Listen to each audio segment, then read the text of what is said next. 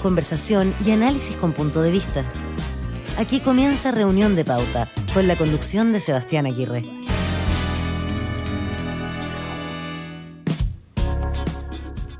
Muy buenas tardes, gracias por estar junto a nosotros. Reunión de Pauta comienza a partir de ahora y hasta las 8 de la tarde junto a ustedes aquí en la 100.5. Gracias por su sintonía aquí en Radio Pauta, en Santiago en la 100.5, 99.1 si nos están escuchando desde Antofagasta, 96.7 para los que están en Viña del Mar, en Valparaíso, en la quinta región, también en Temuco 96.7 y en pauta.cl. En nuestro programa de conversación, de análisis al cierre de este día jueves, un día noticioso, por cierto, sí, de esos días en los que los portales de noticias, los canales, los medios están todos bien atentos porque la pauta ha ido cambiando a una velocidad bien sorprendente durante esta jornada. Vamos a estar revisando el tema de la jornada, por supuesto, lo que ya analizábamos hace algunos minutos sobre la declaración que dio la ministra de Interior, Isquia Siches, ayer en la Comisión de Seguridad de la Cámara de Diputados, que ha generado una serie de reacciones y repercusiones a nivel político. Ha sido el tema de las últimas horas y es lo que vamos a estar analizando hoy junto a nuestros panelistas, que ya están conectados, así que le vamos a dar la bienvenida a nuestro equipo para este jueves. Está junto a nosotros Claudio Alvarado, abogado, magíster en Derecho Constitucional de la Universidad Católica y director del Instituto de Estudios de la Sociedad, IES. ¿Cómo estás, Claudio? Bienvenido. Muy buenas tardes, Sebastián. Hola a todos. ¿Qué tal? Gracias por acompañarnos. Karen Tal, psicóloga, MBA de la Universidad Católica y gerenta general de CADEM, directora de ICARE, además está también conectada con nosotros. ¿Cómo estás, Karen? Hola, muy bien, Seba. Hola a todos. Y nuestro panel de este jueves lo completa Rodrigo Echecopar, economista, expresidente de Revolución Democrática, actual director de Estrategia e Incidencia de la Iniciativa Global por los Derechos Económicos, Sociales y Culturales. Es miembro del directorio de Rumbo Colectivo. ¿Cómo estás, Rodrigo? Buenas tardes, Sebastián. Hola, Claudio. Hola, Karen. Feliz de estar acá. Gracias por estar junto a nosotros. Rodrigo, Claudio y Karen nos acompaña el día de hoy para ir analizando estos temas. Ya vamos a hablar del episodio de la ministra del Interior, Isquia Siches, pero antes de eso, en nuestra pregunta para comenzar el programa del día de hoy, vamos a analizar brevemente lo que ha anunciado hoy día el gobierno con este plan de recuperación económico inclusivo, anunciado por el presidente Gabriel Boric, y con más detalle por parte del ministro de Hacienda. A ver, algunos titulares. Congelamiento de precios del transporte público en todo Chile. Medidas para crear 500.000 nuevos empleos. Apoyo también para el acceso al crédito a las pymes. Además de generar mecanismos de apoyo que sean automáticos en caso de algún tipo de medida extraordinaria que se necesite, como ocurrió con la pandemia. Son algunos de los puntos que ha anunciado hoy día el gobierno, son varios más, ya lo podremos ir detallando, con un costo total de 3.700 millones de dólares, con recursos que se financian además con lo que ya hay en el presupuesto de este año. Ese fue el anuncio del día de hoy y queremos analizar en esta primera ronda de conversación junto a nuestros panelistas. Karen, ¿qué te parece a ti el anuncio hecho hoy día? ¿Son suficientes estas medidas en particular, crees tú, para poder frenar el quinto retiro de fondos previsionales que está en trámite en el Congreso? A ver, no sé si será o no suficiente para convencer a los parlamentarios. Por ahí escuché que el presidente había dicho que escucharon las cosas que ellos mismos habían pedido y que esto incluye algunas de esas demandas. Y supongo que eso va a depender de algo en lo que no soy experta, que es de la capacidad que tenga, no sé, pues Jackson y el gobierno de alinear a sus parlamentarios. Claro. Lo que sí quizás, eso no lo sé. Lo que más, o sea, creo que no, en realidad creo que no es suficiente porque al final del día los parlamentarios también están presionados por la opinión pública. Y me parece a mí que uno podría, a estas medidas, uno le podría cambiar el nombre, ponerle Sebastián Piñera y no sé si habría sido muy distinto. Tampoco creo que nada cambió, o sea, así como creo que no era necesario el retiro en el primero, en el segundo, en el tercero, creo que ahora tampoco es necesario, porque creo que plata hay, pero eso no ha cambiado y los otros sí se aprobaron. Tampoco creo que las razones por las cuales la gente quería sacar su plata han cambiado. O sea, como siento que nada ha cambiado respecto a los escenarios. Las motivaciones para llevar adelante el quinto retiro, en el fondo. Si tú miras las razones por las cuales la gente te dice en el último retiro, la necesidad era como la tercera razón, pero en realidad la primera y la segunda razón es porque igual mi pensión va a ser baja, entonces no me va a alcanzar y prefiero tener la plata ahora, y porque me da miedo que me expropien los fondos. Entonces siento que al final el escenario ahora, con estas medidas que se anunciaron hoy día, no es muy distinto que el escenario que hubo cuando se aprobaron los otros retiros, por lo tanto me cuesta pensar que vaya a ocurrir algo distinto. Rodrigo.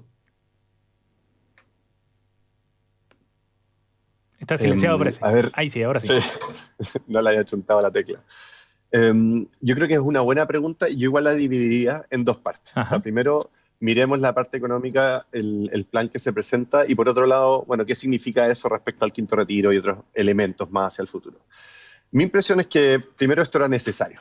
Es como un poco el gobierno tomando las riendas y diciendo vamos a empezar a impulsar elementos de carácter económico y empezar a moldear hacia dónde se desarrolla el país en los meses a venir. Entonces, evidentemente, no es el programa completo del gobierno, queda corto de los compromisos que se habían hecho inicialmente, pero sí hay como una primera piedra y una primera palabra que dice, mira, nos vamos a enfocar en esto.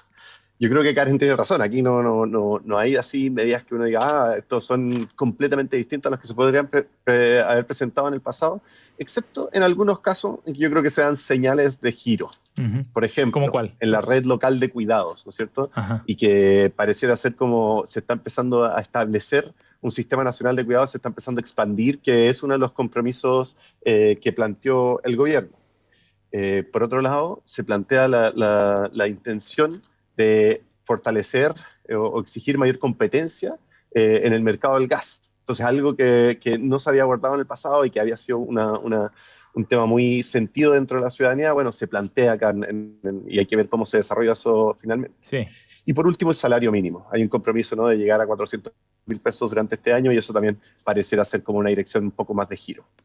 Pero eso, mi impresión, es que no está tan vinculada a la discusión del quinto retiro. Y esa es mi impresión. Mi impresión es que los retiros hoy día pueden responder de alguna manera al contexto económico actual, pero responden en mayor medida a la deslegitimación o la deslegitimidad del sistema de pensiones que tenemos.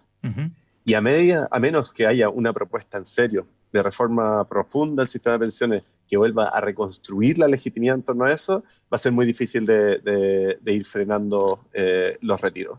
Así que yo creo que ahí está el desafío como central del gobierno, que evidentemente nadie le va a exigir que el primer mes presente la reforma final, probablemente se va a esperar además a ver qué pasa con la nueva constitución, pero la discusión respecto a los retiros, desde mi punto de vista, está muy anclada en la deslegitimidad del sistema, más que simplemente en las condiciones económicas coyunturales. Y buen punto ese, porque uno podría pensar entonces que si la reforma se va a presentar a fines de año recién, bueno, tenemos harto espacio todavía para que los parlamentarios puedan seguir eventualmente impulsando este tipo de medidas. Claudio.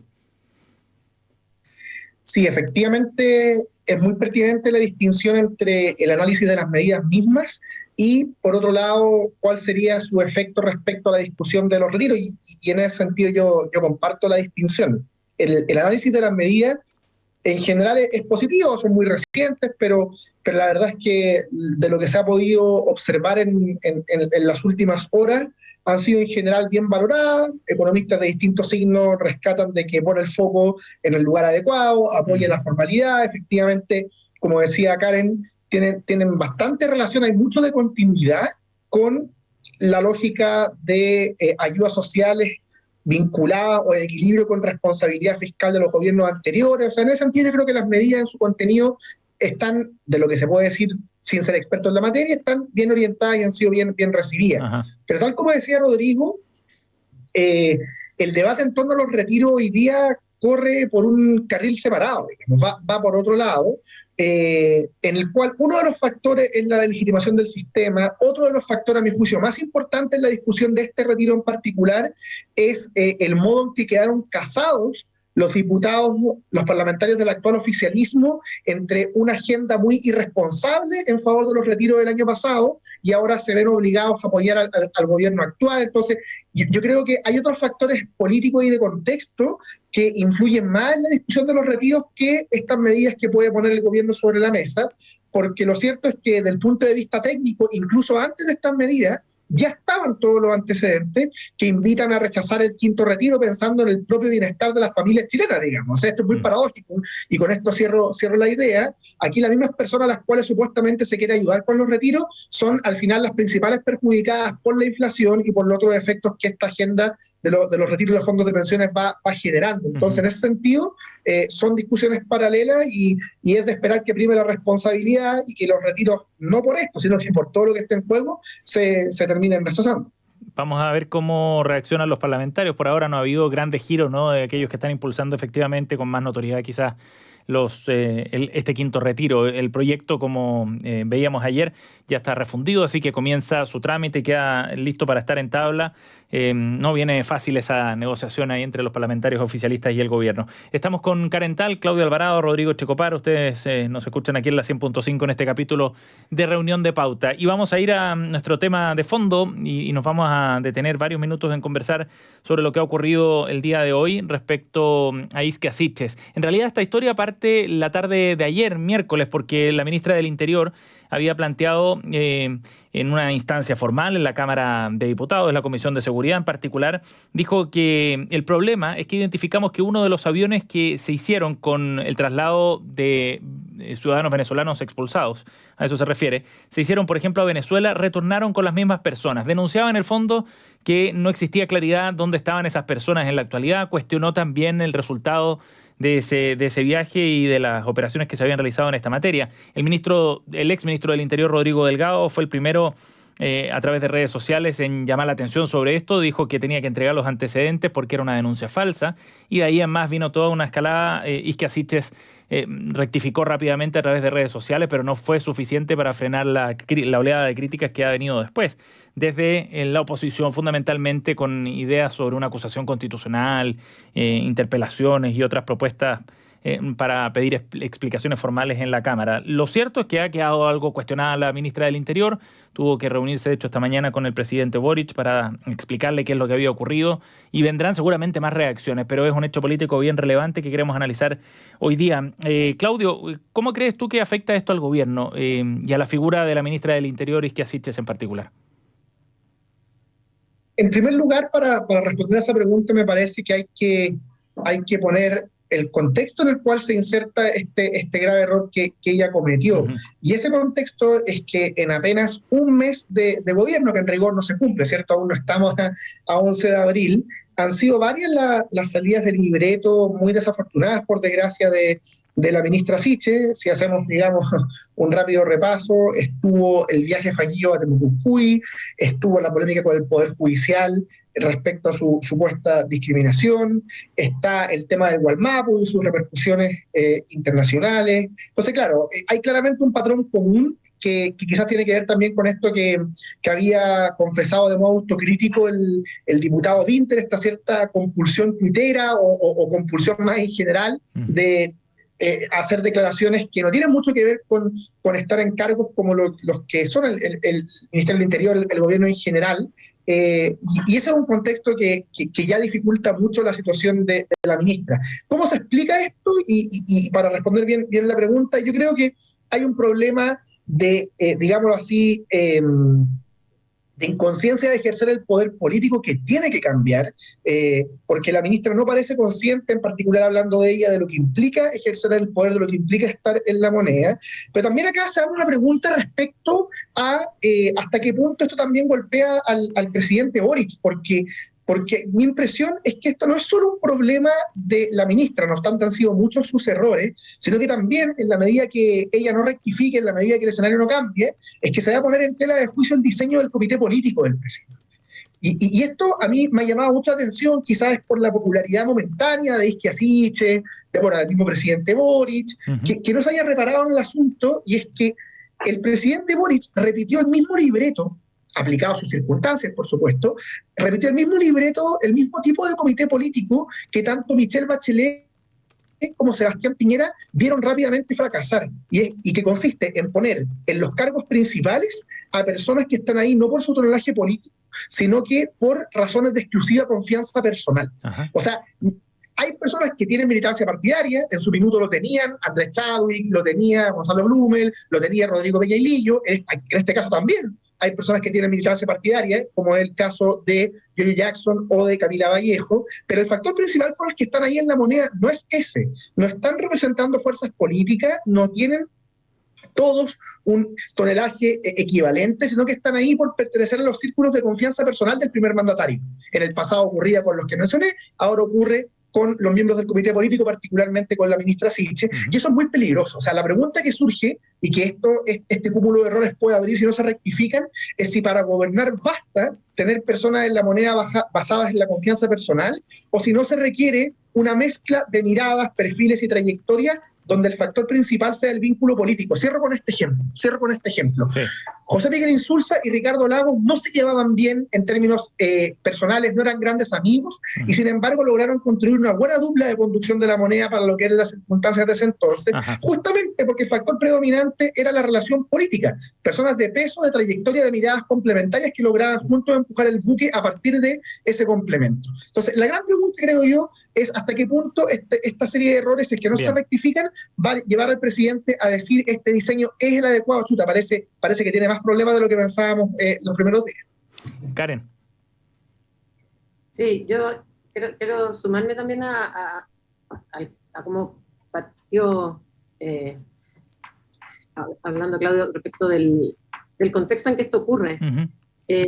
Mirado desde el punto de vista también de cómo estaba este gobierno y pues cuánto le va a afectar.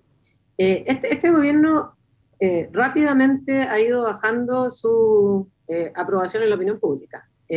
Ya la semana pasada había caído 5 puntos la aprobación, había aumentado 5 puntos la desaprobación. Y un dato que a mí me llamó la atención en nuestra encuesta semanal también es que hay más gente que empezó a sentir que el país va por un mal camino que por un buen camino. Esto antes del episodio de hoy día. La ministra, además, es considerada por la gente, por la ciudadanía, la ministra más influyente del gabinete. Y ya antes, medición marzo, fines de marzo, tenía una evaluación bastante, o sea, peor que la de los otros ministros. Peor que Marcel, que la ministra de Salud, que Nicolás Grau, Carlos Montes, Camila Vallejo, después. Entonces ya no tenía una muy buena evaluación, ojo. Ahora pasa esto, hoy día, que a mí me parece súper grave. Me parece grave desde el punto de vista del contenido y desde el punto de vista de la forma también. Desde el punto de vista del contenido, porque bueno, esto no es una información incorrecta, como dijo ella, esto es una falsa acusación al gobierno anterior y a la PDI. Es gravísimo, ella es ministra del Interior, que no sé si como que no se ha dado cuenta realmente. Y en términos de la forma, yo no sé si ustedes vieron el video donde ella está en la cámara, y ella está habla una chambonada, como si estuviera realmente con un grupo de amigas, como contando una copucha. Entonces, me parece que también la forma nos tiene que preocupar, porque creo que sumado también, me parece que, como muy bien decía Claudio, sumado a la improvisada visita a Temucuicui, al uso del Gualmapu que tuvo que pedir perdón, al si yo pillo a una persona robando y es rubio y vive en Las Condes, a que condenó también el disparo del carabinero en la marcha estudiantil antes de tiempo. A mí me parece que da cuenta de una falta de una característica que creo que es fundamental en el cargo de ministro del Interior, que es el que tiene a su cargo la seguridad, el orden público y es la jefa del comité político, que es la prudencia. La prudencia. Yo creo que Isquia Sichel ha demostrado ser una persona bastante impulsiva. Entonces me preocupa lo amateur, me preocupa la inexperiencia política, como también me decía Claudio, que creo que es un problema de todo el gabinete, o sea, del comité político.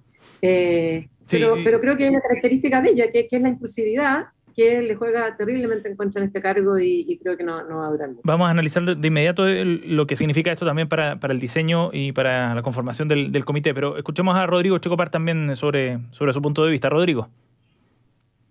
A ver, primero me pareció muy interesante la intervención anterior, pero igual no sé si comparto tanto, por ejemplo, lo que estabas planteando tú, Claudio, de los primeros gabinetes.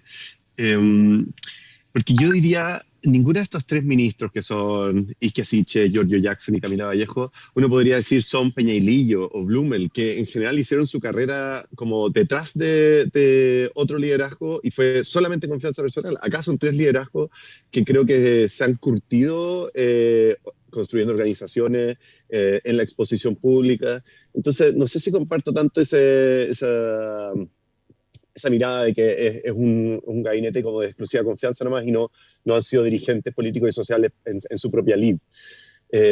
Ahora, habiendo dicho eso, creo que sin lugar a dudas es un error. Uh-huh. Y es un error no forzado, además, como le decía Karen, yo vi el video hoy día recién, obviamente seguí la noticia desde ayer, pero vi el video hoy día y no era un punto clave para el argumento que estaba tratando de plantear. Uh-huh. Y en eso creo que evidentemente es un llamado a atención. Hay una falta de experiencia en estos espacios que se tiene que suplir. Y creo que este tipo de cosas lo que demuestra es que se va cortando un poco la luna de miel y hay que ponerse más como a caballo de la situación en la que está. Pero finalmente, habiendo dicho eso, también mi impresión es que Chile no eligió al presidente Boric para que a sus 36 años no cometiera ningún error por inexperiencia o que su gabinete fuesen puras personas, como decía Claudio Alvarado, José Miguel Insulza, que llevan 40 años en la política y que te pueden dar garantías de que no van a cometer errores no forzados, uh-huh. Sino que lo eligieron porque había un programa de cambio, un giro respecto a lo que estaba haciendo la política en su momento. Entonces, el giro, y ahí, por ejemplo, uno podría decir, mira, lo que pasó en Temucuicui fue muy grave, pero denota un giro. Uh-huh. Es un giro de una ministra del Interior que está yendo a tratar de construir puentes de diálogo. Y eso era precisamente parte de la conversación que debiese ser como la centralidad de lo que se discute, no estas otras cosas. O en otro elemento, mi impresión es que Chile eligió un programa de cambio. Entonces, va a haber, creo yo, que juzgarlos por los hechos y por la capacidad uh-huh. de resultados en base a esos cambios. Rodrigo, el problema es que estos errores no te permiten conversar de esas cosas. Para ser bien preciso, ¿tú no crees que haya sido un error entonces, recogiendo el argumento que plantea Claudio Alvarado, la nominación de Isquia Siche en este cargo en particular, como ministra del Interior? No, o sea, eso es una prerrogativa de la Presidencia de la República, pero yo creo que sí, es una lideresa en Chile que construyó mucha confianza, que demostró su capacidad de diálogo en momentos muy difíciles dentro del país, que logró convocar a distintos sectores. Así que a mi parecer, recordemos, hablando del plan de reactivación económica, ¿se acuerdan? ¿Cuál fue el plan de reactivación económica de apoyo a la sociedad que se implementó en el gobierno pasado? No el que llamó el gobierno a dialogar a los economistas, el que llamó Isquia Siche como presidenta del Colegio Médico a economistas de distintos sectores a plantear algo común al gobierno. Entonces, ha dado grandes muestras de capacidad de diálogo, de lograr acuerdos, de estar a la altura de situaciones de Estado. Y eso no quita que esto haya sido un error y esos errores obviamente tienen costo. Claudio, ¿cómo ves tú este punto que plantea Rodrigo sobre el riesgo para hacer algo nuevo, algo distinto, ¿no? Este cambio que plantea. Y varias cosas respecto a lo que decía Rodrigo. Lo primero es que es interesante preguntarse por qué la ciudadanía eligió a Gabriel Boric. Mi impresión, que sabiendo que como todo fenómeno político de este tipo es complejo, intervienen muchos factores, mi impresión es que Gabriel Boric logró en segunda vuelta, recordemos que había quedado en primera vuelta bajo José Antonio Kast, en segunda vuelta logró transmitir un mensaje que le prometía a los chilenos seguridad en las distintas dimensiones de la vida. Al mensaje histórico de promesas de transformaciones sociales se le añadió un énfasis bien marcado, un giro bien notorio en incorporar al mensaje la seguridad en el sentido más tradicional del término. Lucha contra la delincuencia, contra el narcotráfico, preocupación por la estabilidad política, cambios en paz y más graduales, y en suma se prometía seguridad en las distintas dimensiones de la vida. Ese tipo de proyecto es un proyecto político que tiene potencial de unidad nacional y que tiene potencial de resultados en la medida en que las cosas se hagan bien, y es un proyecto muy exigente. Y en ese sentido, a mí me parece bastante claro que al menos en el primer mes de gobierno, en particular la gestión de Isquia Siche deja mucho que desear, justamente porque es en un área muy sensible para las seguridades de los chilenos, un error tras otro. ¿Quiere decir eso que está condenada al fracaso o que no tiene posibilidad de rectificar? No necesariamente, pero sí sugiere que un comité político compuesto exclusivamente por personas jóvenes, cuya psicología permanente parece ser seguir creyendo que se está en la oposición, hablar de un modo que no transmite conciencia de lo que implica ejercer el poder, como decía Karen, el tono del video no es solo lo que dijo, que ya es muy grave, una imputación de delitos falsos, sino que el tono, la manera de hablar no transmite la responsabilidad de estar en la moneda siendo la segunda autoridad del gobierno. Entonces, yo creo que efectivamente aún hay tiempo para rectificar, básicamente porque van muy pocas semanas, pero es una sumatoria de errores que atenta contra aquello que la ministra Siches podría haber encarnado. Y mi impresión es que uno de los factores, no el único, tiene que ver con que es un comité político cuyo diseño es sumamente homogéneo. Es demasiado similar en términos de generacionales, de que se ve la vida de manera muy similar, de que no hay oficio político ni trayectoria, y en ese sentido, mi impresión es que es un riesgo. Y para cerrar y hacer el contrapunto, es bien notable la diferencia de mensajes, de énfasis, de tono entre ese perfil y lo que han hecho los dirigentes socialistas a propósito de este episodio. Sí, que se cuadraron rápido. El oficio, la visión de Estado que han mostrado, no obstante tienen varios motivos para estar molestos, da cuenta justamente de aquello que yo creo que más le hace falta a la moneda y en particular a Isquia Siches, que es conciencia de estar ejerciendo el poder, conciencia de no seguir siendo la presidenta de un gremio de oposición, sino que es alguien que está encarnando o llamada a encarnar un proyecto de unidad nacional desde el poder político. Esa conciencia yo hasta ahora la veo demasiado ausente, la verdad. Karen. Sí, a ver, sobre los distintos puntos. Respecto de la precisión que hace Rodrigo de que este gabinete o el equipo político del gabinete es distinto, yo creo que sí, claro, es distinto en términos de que nadie discute que son personas con experiencia política. Ellos vienen de ahí, pero no tienen experiencia trabajando en el Estado. Y yo creo que eso sí les va a costar, porque no hay nadie en el comité político que sea la voz ahí de la experiencia. Y bueno, yo creo que le está jugando en contra. Respecto de que Boric se eligió por un programa de transformación, sin duda, también como creo que se eligió la convención, por lo mismo, parte del mismo PAC, creo, en la mente de la gente. Pero no nos olvidemos también que hoy día todos opinamos, y en realidad Boric en primera vuelta lo eligió el 20 y algo por ciento del 50%. O sea, no nos olvidemos que este es el primer presidente que pasa a segunda vuelta con tan poca votación en primera vuelta.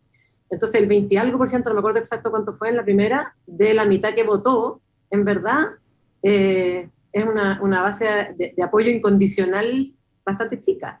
Después, claro, se le suma en segunda vuelta muchos votos. Sí, y ahí subió considerablemente la votación.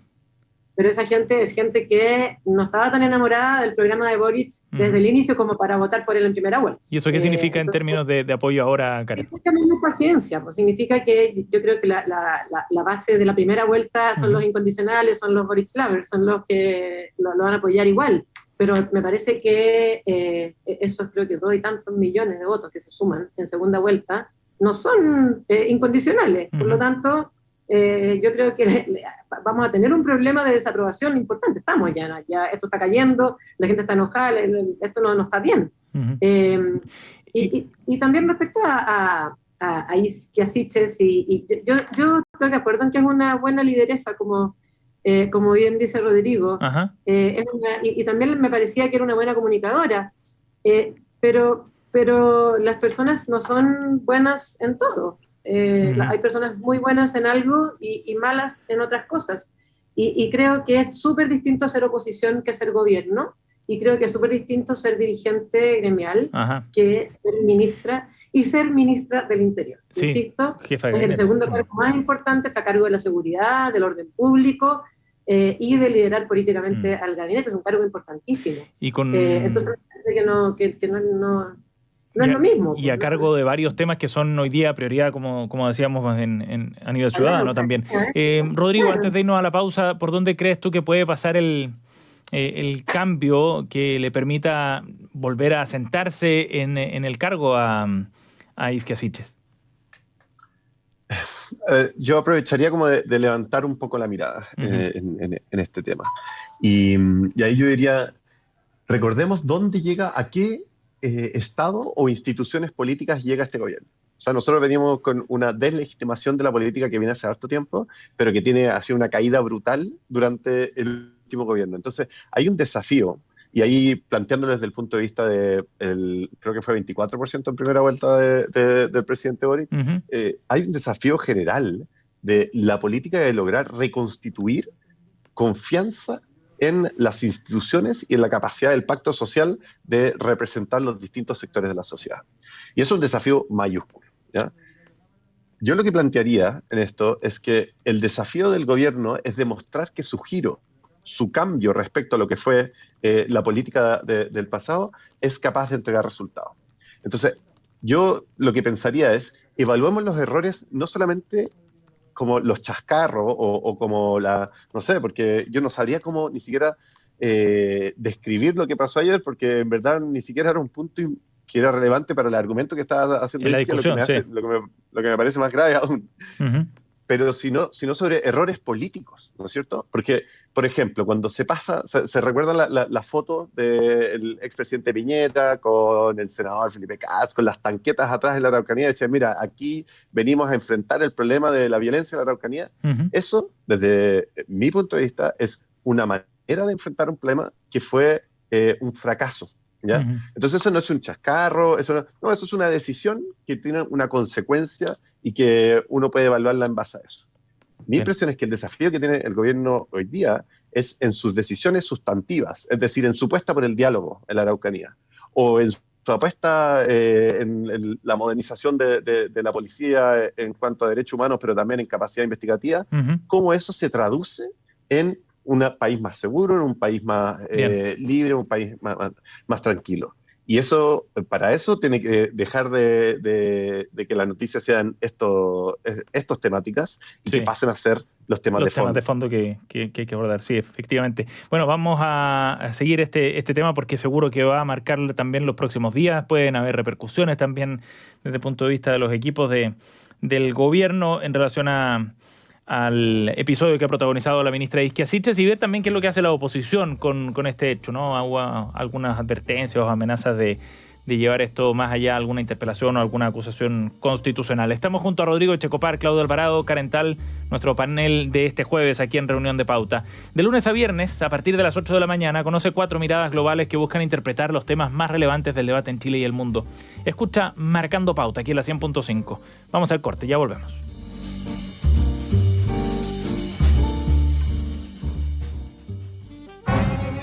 Teatro Municipal de Las Condes presenta El violinista en el tejado. El musical, ganador de 10 premios Tonys, incluido Mejor Musical.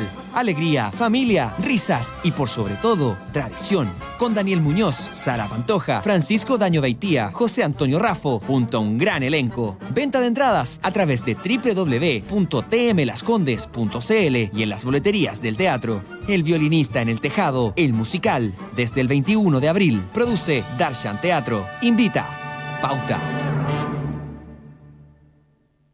¿A tu casa el mismo día de tu operación? Así es cirugía en el día en Red Salud. Técnicas quirúrgicas y procesos clínicos para que recibas el alta el mismo día de tu operación, al alcance de tu bolsillo y con la calidad y seguridad de Red Salud. Con una cirugía en el día puedes volver a tu vida de forma rápida, hay menos riesgo de infección, menos estrés de hospitalización y una completa cobertura. Consulta y cotiza en redsalud.cl. Red Salud. Mejor salud para Chile.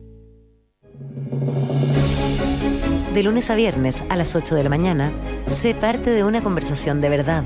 Conoce 4 miradas agudas sobre el acontecer nacional e internacional desde distintos lugares del planeta. Toma decisiones informado. Escucha Marcando Pauta. Pauta, hablemos de verdad. Cada tarde, a partir de las 20 horas, Christian Barnken nos invita a pasear con él y con sus invitados en su jardín.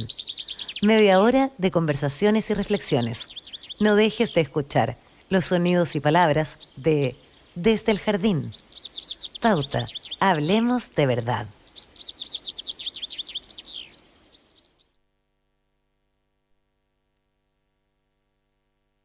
Ya estamos de regreso.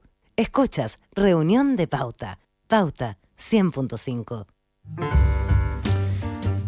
Seguimos en Reunión de Pauta, estamos de vuelta con nuestra efeméride para esta jornada. 7 de abril de 1964 es la fecha que marca el cumpleaños, el nacimiento de Russell Crowe. Es actor, director, productor de cine, músico, neozelandés y ha captado la atención internacional por diversos papeles, pero probablemente aquel como general romano en la histórica película épica de Gladiador del año 2000, que fue dirigida por Ridley Scott.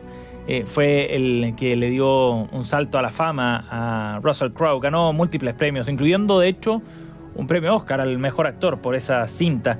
Las obras de Crowe le han valido también otros reconocimientos más durante su carrera. Tiene una estrella en el Paseo de la Fama de Hollywood. Ha tenido 3 nominaciones consecutivas, además de la Academia de las Artes Cinematográficas entre el 99 y el 2001. Un premio, como decíamos, por la película Gladiador del año 2000. Y nosotros estamos recordando el cumpleaños de Russell Crowe, del actor neozelandés que nació un 7 de abril de 1964. Escuchas a Sebastián Aguirre en Reunión de Pauta. Pauta, hablemos de verdad. Bien, estamos junto a Claudio Alvarado, Karen Tal y Rodrigo Echecopar en nuestro panel de los jueves y vamos a ir a las noticias coladas que han seleccionado para conversar en el día de hoy. Están bien interesantes, vamos a aprovechar rápido el tiempo que nos queda en este segundo bloque. Partamos por la noticia de Karen Tal, para referirse a las palabras que dio el presidente Gabriel Boric en su gira, en el contexto de su gira por Argentina, donde dijo que ha conversado con gente que votó a prueba y que hoy tiene dudas en su llamado que hizo a la convención, Karen, a que sencillamente esas dudas no podían ser ignoradas. Cuéntanos sobre el tema, ¿por dónde lo enfocamos? Sí. A ver, yo quise traer esta declaración que hace el presidente porque a mí como que me dio esperanza. Como dije, por fin alguien me escucha, pero lamentablemente quiero contrastarla con algo que me parece un fenómeno digno de análisis psicológico, que es lo que ocurre en la convención. Cuando tú tenés... es cierto que el 80% de la gente votó a prueba hace ya varios meses, y también es cierto que la convención se eligió democráticamente, sin duda. Pero cuando tú tienes que 3 encuestas te están diciendo que está ganando el rechazo, los constituyentes que creo que están dominando la convención, primero insistan en que, primero las encuestas mienten, y no podemos, me quedo con la declaración de Jaime Baza, que dice que no podemos mirar las encuestas teniendo en la retina que le dan estrecha ventaja al apruebo, o otro que dijo que había un empate técnico. Yo no sé si mienten cuando dicen eso, o son muy ignorantes y están desinformados, y no creo. Pero todas las encuestas daban lejos ventaja del apruebo sobre todo. Entonces decir eso a esta altura, sin ni siquiera mirar la encuesta, me parece una irresponsabilidad que no podemos dejar pasar, porque están mintiendo. Pero en fin, luego, supongamos que buena intención y que realmente no han visto las encuestas y que se acuerdan que las encuestas daban por ganador el rechazo, no sé, quizás qué encuesta vieron. Pero luego entonces es una campaña de desinformación, o sea que todo es culpa de las fake news, campaña que sin duda existe, pero no, me parece que pensar que es la responsabilidad de todo. Y después ya como máximo mea culpa es que no hemos sabido comunicar. Entonces yo me pregunto, y por eso me dio tanta esperanza escuchar al presidente, si cuando tú ves una cosa así, no tendrá como más, no sé, yo digo, más sentido común decir, chuta, ¿y será que desde que ganó la prueba con un 80% y dado todo el trabajo que hemos hecho, algo ha cambiado y que a la gente quizás no le gusta algo de lo que estamos haciendo? Me parece que es la pregunta como tan obvia, y que me gusta mucho que el presidente diga, esto es un llamado y tenemos que revisar y habrá que cambiar lo que hay que cambiar.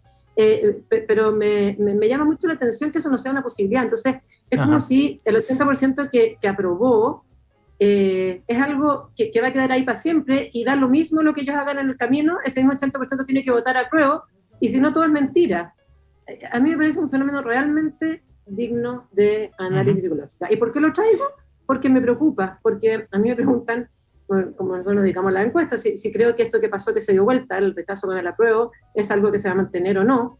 Entonces, en realidad no sé, no tengo la bola de cristal, puede cambiar de vuelta.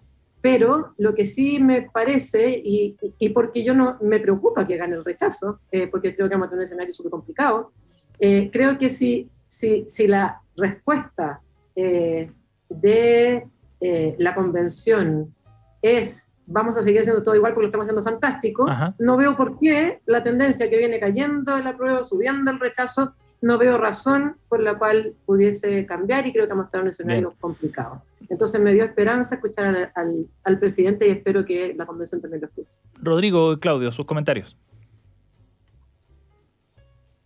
A ver, lo que dice el presidente es sensato, efectivamente.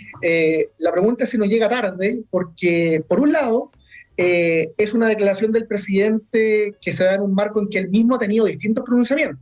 Él ahora dice esto y al principio, el 11 de marzo, dijo que quería una constitución que nos uniera y que no fuera partisana, pero entre medio dijo que cualquier resultado era mejor que el texto vigente. Su ministro Jackson dijo que se jugaban todo en el plebiscito casi que a cualquier costo en un meeting de Revolución Democrática. Entonces, claro, lo primero es que ha sido un poco errático el mensaje, pero lo segundo y lo principal es que justamente en el contexto que bien describe Karen, de una convención absolutamente ensimismada y reacia a la crítica, este mensaje debió haber llegado antes, porque la verdad es que el texto está muy avanzado, se ha avanzado mucho en las normas, y además hay un problema más general, no solo lo que se aprueba, sino que el contexto, la mirada general, las premisas, la justificación. Entonces, claro, ¿será capaz la convención de rectificar a tal punto, a tan poco tiempo? Yo esperaría que sí, pero tengo serias dudas porque requiere un cambio de switch gigantesco. Sí, importante, están contra el tiempo además. Rodrigo.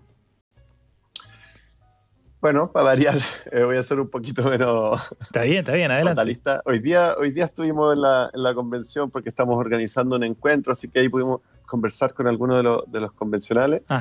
Y yo igual comparto que evidentemente hay que tomar esta señal y hay que leer lo que está sucediendo. Pero también mi impresión es que lo vi pasar esto 2 o 3 veces en los últimos 3 o 4 años, en donde los medios de comunicación y una élite establecida tenía un diagnóstico a veces compartido, bien amplio, sobre algo que se estaba haciendo mal, y que llegado el momento de ir a las votaciones, se demostraba un apoyo popular importante hacia posiciones que eran disímiles que las de la élite. Entonces, lo veo en la elección de quienes fueron a la convención, pero también en el momento de la prueba del rechazo. Yo, Karen, no me acuerdo específicamente cuáles eran los datos, pero me acuerdo de siendo 70, una persona 30, que ya por la prueba 80-20 todo el tiempo. 70-30 eran las encuestas, sí. Yo me acuerdo de haber visto algunas encuestas que puede haber sido que eran encuestas del comando del rechazo, pero que mostraban algunas 5 puntos, 8 puntos. Yo de eso tengo. Entonces, pienso que hay que saber leer cuál es la desafección de la sociedad con la convención, que creo que es cierta, pero que no necesariamente es el análisis que está haciendo parte de la élite que dice, mira, lo que hace falta quizás es juntarse con el sector más de derecha de la UDI y llegar a un acuerdo con ellos. No sé si ese es el camino. Mi impresión es que efectivamente tiene que haber un giro en el sentido de que tenemos que lograr la mayor cantidad de normas con la mayor aprobación posible. Hay que saber elegir batallas. Creo que sería un error una constitución maximalista en el sentido de que trata de resolver todos los desafíos que tiene Chile por delante en una sola... Y eso, al menos de lo que conversé hoy día con lo que nos tocó escuchar de algunos convencionales, hay una disposición en ese sentido. Porque hasta ahora, ¿cuál ha sido el gran meollo o problema? El sistema político, diría yo. Ese es el que ha generado más revuelo. ¿O ustedes lo ven distinto? Sí. ¿Puedo agregar algo? Sí, lo último, cortito, Karen, para seguir con las otras noticias. No solo sabemos que aumenta el rechazo, yo creo que esto no es una percepción de la élite, es una percepción de la opinión pública. Las encuestas reflejan a una mirada nacional, no de la élite. Solo quería decir el diagnóstico de por qué. Como o la solución a eso, sí. Me gustaría agregar solamente algo. No solo sabemos que aumenta el rechazo y que superó el apruebo, sino que sabemos que más del 60% de la gente piensa que tiene que haber derecho a propiedad fuerte, 72% de la gente cree que hay un Estado multicultural y no plurinacional, 72% de la gente cree que tiene que haber un solo poder judicial, más de la mitad de la gente piensa que tiene que haber Senado. Entonces, no podemos hacer como ser ciegos a que también podemos estudiar con más detalle lo que la gente nos está diciendo. Sí, y cuáles son los temas que le preocupan efectivamente, ¿no? O las motivaciones por las cuales podría inclinarse por el rechazo. Pero nosotros mismos tuvimos esta conversación la semana pasada, ¿se acuerdan? Que sí. Hablamos sobre el derecho de propiedad y tú misma, Karen, decías, mira, quedó bastante bien establecido. Entonces, creo que hay una brecha, sin lugar a dudas, pero mi impresión es que no es tan insalvable como se hace tratar el perro. Bien, la noticia colada de Karen Tal para el día de hoy. Vamos a la siguiente para que aprovechemos el tiempo, si no nos quedamos muy cortos después con los comentarios. Claudio Alvarado nos propone hablar de lo que dijo el ministro de Educación, Marco Antonio Ávila. Esta semana, en conversación cooperativa, si no me equivoco, señaló que se equivocaron, decía, con el extenso cierre de clases presenciales. Era una referencia a país, digamos, ¿no? La falta de socialización de 2 años fue muy, muy grave, dijo el titular de la cartera. Claudio. Sí, efectivamente, esas fueron las declaraciones del ministro. Yo creo que son importantes por varios motivos. Lo primero, porque en su minuto, cuando el gobierno de la época, en particular el ministro Figueroa, insistía una y otra vez en las consecuencias de lo que iba a implicar este cierre, intentar volver a las clases presenciales, el diputado Boric, el diputado Jackson, la diputada Vallejo y muchos otros del mundo del Frente Amplio fueron extremadamente críticos con él, al punto que se interpuso una acusación constitucional. Entonces da cierta, digamos, alegría de que con el paso del tiempo las personas recapacitan y se dan cuenta de sus errores. Yo creo que es una buena noticia, porque la verdad es que, tal como reconoció el ministro en estas declaraciones, esto fue un severo error. Fueron más de 70 semanas, equivalen casi 2 años de colegio, o sea, fue el doble de tiempo que el resto de los países, y esa falta de escolarización hoy día pasa la cuenta, digamos, en muchas materias, y muchas de estas consecuencias eran previsibles. Eso fue lo que llevó al gobierno de la época y muchos actores sociales a intentar volver a la presencialidad,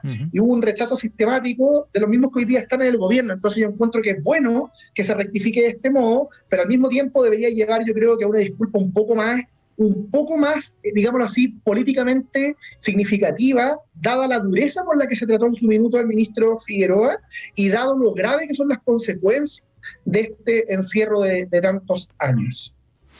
Rodrigo. Son 2 años, digamos.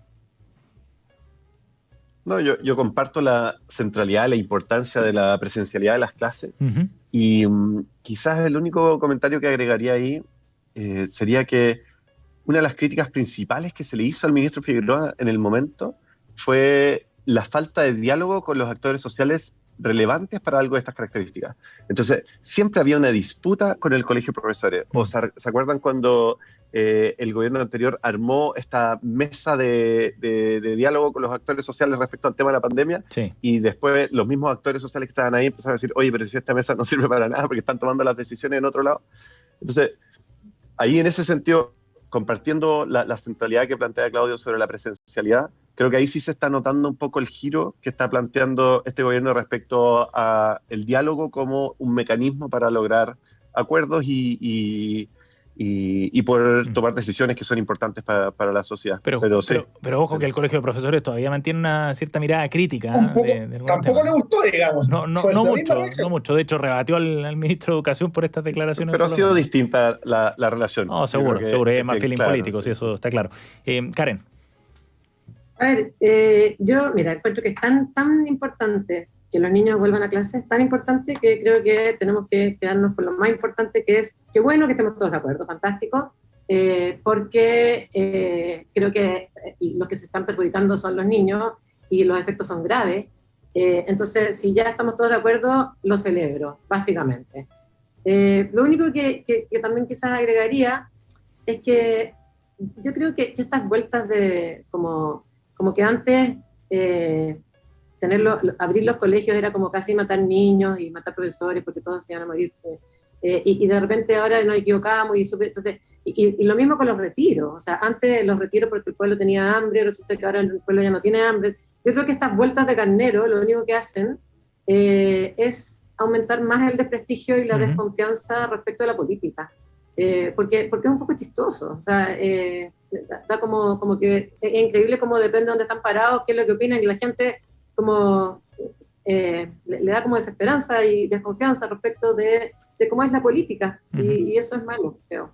Pero quedémonos con que vamos a tener colegios abiertos, estamos todos de acuerdo. Sí, en eso ha sido bien claro el ministro y también el presidente Boric. La noticia de Claudio Alvarado para el día de hoy. Y cerramos con la de Rodrigo Checopar, quien nos invita a hablar de una frase de la entrevista del presidente Gabriel Boric con el medio Página 12 de Argentina, en el contexto de su visita, por supuesto. Queremos dejar atrás el Estado neoliberal, decía el presidente Boric en esta conversación. Rodrigo. Sí, creo que ese fue el titular que le pusieron. Sí.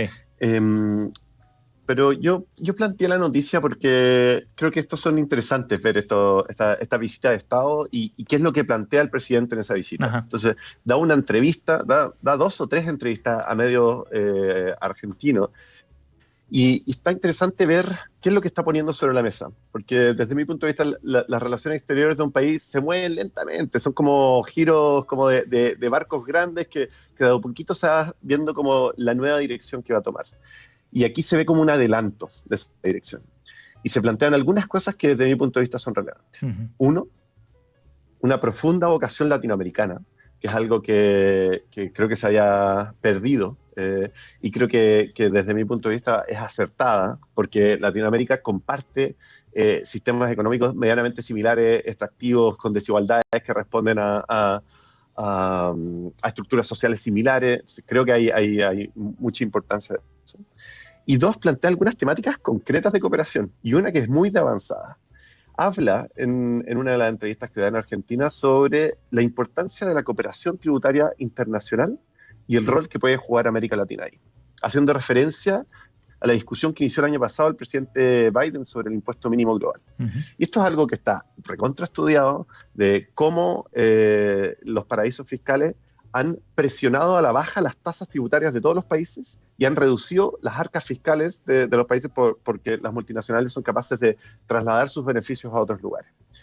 Y eso se está tomando con una centralidad. El año pasado lo empezó a ver la OECD, pero han habido llamados de parte de países africanos, de parte de paneles internacionales llamados por la ONU, por el mismo secretario general de la ONU, de implementar un convenio tributario internacional. Y a mí me parece interesante que el presidente Boric haya planteado ese tema en la entrevista ya, porque denota un poco este rol que quiere que juegue Chile, uh-huh, desde América Latina, no solo, sino desde América Latina, pero ante un escenario internacional. Y me parece que eso es algo que hay que celebrar y hay que seguir y veamos de qué manera se desarrolla en el futuro. Ajá. ¿Claudio?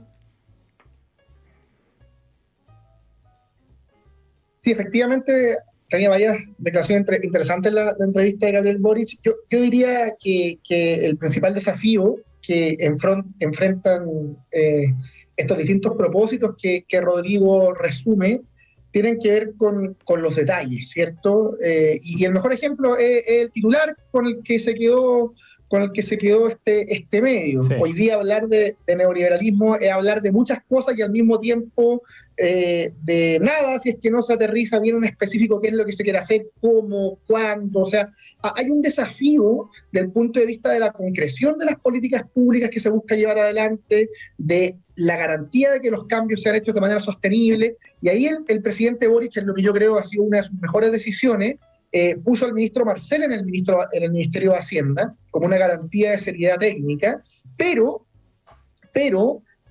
como bien lo sabe el gobierno actual, la dinámica política y la dinámica económica están muy relacionadas. Entonces me parece que una variable que tienen que incorporar todos estos anhelos que expresa el presidente es que para que sean posibles esas transformaciones y esos cambios en materia socioeconómica, uh-huh, se requiere estabilidad política y transversalidad política. Y en eso, bueno, por todo lo que hemos hablado en este programa, la noticia está bastante en desarrollo. No hay nada asegurado, ni mucho menos.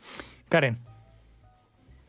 La verdad no tengo mucho más que agregar, solo uh-huh, me gustaría que algún día conversemos, sí, que me parece que es un tema, a mí me interesa el titular que tomó el diario, sobre qué significa realmente esto de que queremos salir del Estado neoliberal. No me da el tiempo para sí, realmente plantearlo, para discutirlo, pero creo que es un tema súper importante, como realmente entender qué significa. A mí me da como esperanza escuchar a Rodrigo, porque, escucha, ojalá como que realmente esta visión distinta, que quizás los que somos más viejos nos criamos como con una lógica económica, me encanta pensar que puede haber una distinta, y que a lo mejor las transformaciones que quiere hacer, y salgámonos de la chimuchina de la isca hoy día, y vamos a esto, que es lo que importa, vaya a resultar, esto es súper importante. ¿Qué significa realmente eso? Creo que hay algo muy potente ahí, que también tiene que ver con una manera distinta de relacionarnos. Yo creo que también está relacionado con esto del colegio de profesores y hacer las cosas de una manera versus una manera más colectiva. Y creo que es un tema interesante para que lo convertamos en alguna otra. Anotado para adelanto una pauta que feliz de tener esa conversación. Yo el máster que decidí estudiar fue en Inglaterra, que dirige una economista italiana llamada Mariana Mazzucato, que también está ayudando a darle un poco de mirada, cómo puede ser una mirada post-neoliberal de la economía. Muy interesante. No 100% Estado, no 100% privado. Así ya, que me parece que lo vamos a llevar al al equipo para ver si podemos plantearlo como tema de conversación la próxima semana, porque claro, requiere un espacio bien largo. En el primer bloque podemos darle un tiempo suficiente para una primera aproximación. Estamos junto a Karen Tal, Rodrigo Checopar, Claudio Alvarado, nuestros panelistas del día de hoy aquí en Reunión de Pauta. Antes de irnos, dejamos un espacio para los datos y recomendados de nuestros panelistas. Rodrigo, ¿qué nos traes hoy día? Traigo otro libro que me acabo de leer, que se llama El Invencible Verano de Liliana, que es un libro precioso, publicado hace muy poco, el año pasado, por Carmen, creo que se llama, que es la hermana de Liliana. Sí, no, por Cristina Rivera Garza. Cristina Rivera, sí. Que es Cristina Rivera Garza, sí. Y es un libro sobre Liliana, su hermana, que a los 20 años, en 1990, fue asesinada en un femicidio. Y acabo de integrar un club de lectura. Este fue el libro con el que partimos, porque había un grupo de feministas que lo tenía pendiente, y es realmente espectacular, un libro durísimo en México, en Ciudad de México, sobre este caso, sobre la impunidad y un poco sobre el feminismo. Así que mi recomendación, El Invencible Verano de Liliana. Claro, es la hermana quien relata la historia de Liliana, precisamente. Por lo que estoy viendo aquí en la reseña, yo no me leí el libro, pero está disponible acá en Chile también. Y El Invencible Verano de Liliana, el recomendado de Rodrigo Checopar. Suena muy interesante el libro, de todas maneras. Claudio, ¿tu recomendado para hoy? El diálogo de los últimos minutos me obligó a cambiar mi recomendación. Yo traía otra cosa, pero a propósito de lo que decían Rodrigo y Karen, voy a recomendar un libro que se llama Neoliberalismo, aproximaciones a un debate. Es un libro reciente de Óscar Muñoz Gomá. Es un texto relativamente breve, tiene menos de 300, no, un poquito más de 300 páginas, y trata básicamente sobre la política y la economía en Chile, pero en particular respecto a el neoliberalismo, qué sería, en qué consiste, en qué sentido un término equívoco, hay que conocer su historia vinculada al intento por reformular el liberalismo clásico, y tiene otros capítulos, otros ensayos que ya van más relacionados a la actualidad. Finalmente invita a recuperar la preocupación por el crecimiento económico con todo lo que esto implica. En fin, es muy interesante para hacerse una idea de la historia y la equivocidad del concepto de neoliberalismo. Así que dado lo que estábamos conversando, dejo esta recomendación. Muy ágil el cambio y el giro entonces de Claudio Alvarado en su recomendado para hoy día. Karen. Lo vamos a leer. No, yo encuentro que Chile no nos da tregua y todo es muy cansador y de repente hay que relajarse un poco. Así que yo voy a recomendar más bien, no sé si han visto la serie Bios, Vidas que marcaron la tuya. Esto es una serie documental en Star Plus, pero también hay capítulos que creo que están incluso en YouTube, que es sobre la vida, obra, con harto material exclusivo de... no sé, hay un capítulo Andrés Calamaros, Gustavo Cerati, Charly García, Fito Páez, y ahora en una semana más, 15 de abril, va a haber un nuevo capítulo de Mercedes Sosa. Buenísimo. Y creo que está bueno. Sí, de todas maneras. Tremenda historia además. Bios, Vidas que marcaron tu vida, el recomendado de Karen Tal para el día de hoy. Bien, Karen Tal, Claudio Alvarado y Rodrigo Checopar nos han acompañado. Nos vamos rápido porque se nos va el tiempo. Muchas gracias a los tres. Nos vemos la próxima semana. Que esté muy bien. Gracias, chao. Chao. Muchas gracias, chao. Ya viene Cristian Barken desde el Jardín aquí en la 100.5 en unos minutos conversando con el editor y director editorial de la editorial de la Universidad de Valparaíso, Ernesto Pfeiffer, en unos minutos acá en la 100.5.